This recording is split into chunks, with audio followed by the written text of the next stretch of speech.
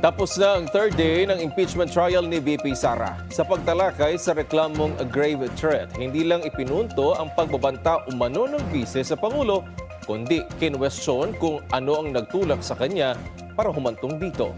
Narito ang political update ni Hannah T. Do you confirm that you signed this?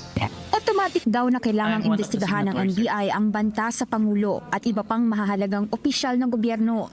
Yan ay kahit ang biktima ng banta ay hindi naman nagreklamo sa NBI.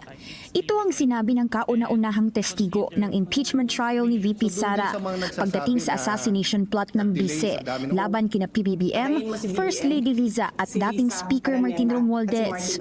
Unang inirekomenda ng NBI na makasuhan ang bise ng grave threats at inciting to sedition dahil sa banta nitong kill plot laban sa tatlo sa isang online press conference noong November 2024. Sinabi na ng NBI na authentic ang nasabing video.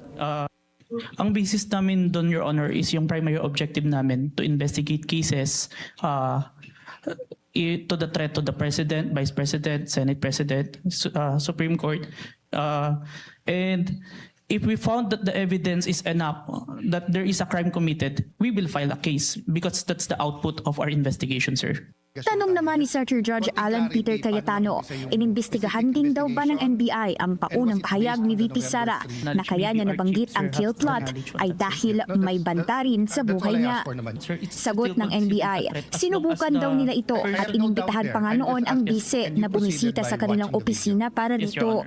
Tanong din ni Cayetano, hindi ba ito makakategorize bilang conditional threat dahil sinabi ng bise na kapag pinatay siya, susundan ito ng umano'y kill plot. So how did you characterize that? It wasn't a conditional in your mind because may kinausap na? Even with or without, sir, it's still considered a threat as long as the person... I have no doubt there. I'm just asking, is it a conditional threat? Based on our affidavit, sir, I believe it's conditional, which... Based on your affidavit. But your initial assessment, yung personal mo as an investigator, this is an investigation of the whole NBI, but yung personal mo? The threat is absolute, sir. Okay. Nauna nang iginiit ng defense team ni VP Sara na hindi mismo lumahok sa investigasyon ang tatlong taong sinabing pinagbantaan ng bise kasama si PBBM. Tila wala rin daw ni isa sa tatlo ang nagsumite ng kanikanyang affidavit pagdating sa banta ng bise na isinama sa revised affidavit of investigation ng NBI na kalaunay ipinasa sa Department of Justice. Did President Marcos appear before the NBI during its investigation? No, sir. Did the First Lady Lisa Marcos appear before the NBI during its investigation? No, sir. Did the former Speaker Martin Romualdez appear before the NBI during its investigation? No, sir. Ayon sa testigong si Carino, nakasaad sa batas na may kapangyarihan ng NBI na kusang magsagawa ng investigasyon sa mga kasong may kinalaman sa mga banta laban sa Pangulo at iba pang mataas na opisyal ng pamahalaan kahit wala pang formal na reklamong isinampang mga ito. Dagdag din ni Carino, konsiderasyon sa pag-iimbestiga ang active threat at kung may kakayahan at may kapangyarihan ang nagbabanta na i-implement ito. Tapos na siyang isalang sa witness stand at magpapatuloy lang sa susunod na linggo ang pag-iimbestiga sa umano'y kill plot ng bise sa trial. Para sa Politico Nightly, Hannah Tia, Billionario News Channel. Tila nagbigay ng assessment si impeachment court spokesperson Attorney Reginald Tunggol matapos ang first 3 days ng impeachment trial ng pangalawang Pangulo. Nagbigay rin siya ng listahan ng inaasahang agenda sa pagpapatuloy ng paglilitis sa susunod na linggo. Narito ang political update ng ating kasamang si Dexter Ganibe. Medyo nangangapa pa ang mga abogado ng Vice Presidente maging ang prosekusyon sa unang linggo ng impeachment trial. Yan ang obserbasyon ng tagapagsalita ng impeachment court matapos ang tatlong sunod-sunod na araw na paglilitis. Pero sabi ni Atty. Reginald Tunggol, inaasahang mas maging mahusay na sila sa mga susunod na linggo. Hindi rin po yung nangyari in the first 2 to 3 days natin. Nangapalan ko anong klaseng style ba magtanong, anong klaseng anong klase, gano'y kabilis yung pace nung magtanong, ano yung mga objections na usually nire-raise. So nagkapaan pa po talaga, tama yun. Objective naman po yung ganong conclusion ng any person. sa proceedings. Sa unang linggo, isang testigo lang ang naisalang sa direct at cross-examination. Pero inaasahan sa susunod na linggo ay maisasalang na ang 3 pinasupina ng impeachment court na testigo ng prosekusyon, sina Attorney Jeremy Lotok ng NBI, Attorney Zulaika Lopez at Captain Belinda Bello.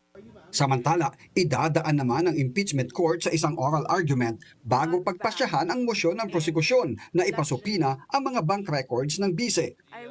Itinakda ito sa July 15 o sa Miyerkules ng susunod na linggo.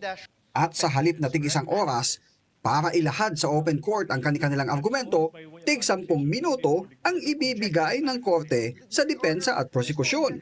Yes, it should be enough because as I said earlier, the presiding officer also directed na magbigay po ng kanilang mga memoranda yung magkabilang panig ukol dito sa issue na ito at yun po ay matatanggap ng ating impeachment court at senator judges sa Lunes at bibigyan sila ng ilang araw para basahin yon, maintindihan yung legal arguments at posisyon ng bawat partido at pagdating sa oral arguments, i-reiterate na lamang nila yung pinaka-importanting parte ng kanilang memorandum.